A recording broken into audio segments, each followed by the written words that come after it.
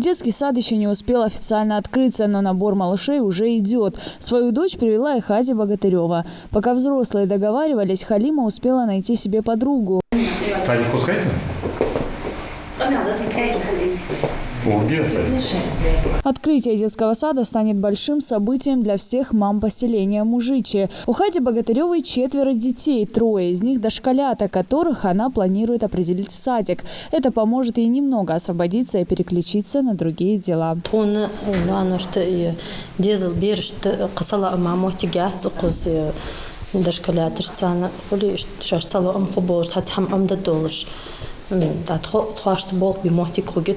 Родителям не о чем беспокоиться. В детском саду предусмотрено 5-разовое питание. Особое внимание застройщики уделили вопросу безопасности. Постарались избежать по максимуму острые углы в помещениях. Мебель имеет овальную форму. От гиперактивности детей защитят высокие перила, чтобы те не смогли выпасть с лестничных площадок. Воспитатели в основном из этого же села. Все друг друга знают. Дошкольное учреждение обеспечит около 40 рабочими местами. Но люди задействованы уже. Очень многие, например, сидят с дипломами дома, не могут работать, нету мест, выезжать не могут. Соответственно, с этим, конечно, у нас детский садик открылся.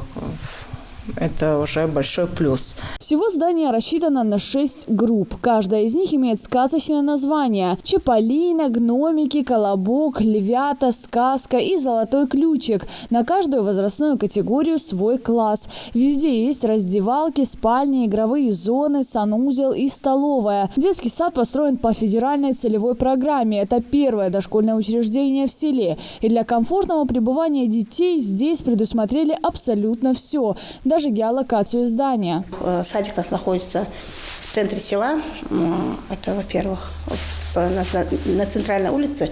Плюс школа рядом, дом культуры рядом. И люди, которые идут на работу, могут привезти сначала своего ребенка в садик, затем уже идти на работу. В Мужичи проживают около 2500 человек, дошколят более 200. Соответственно, нехватка мест в дошкольных учреждениях ощущается остро, так как до этого их попросту не было.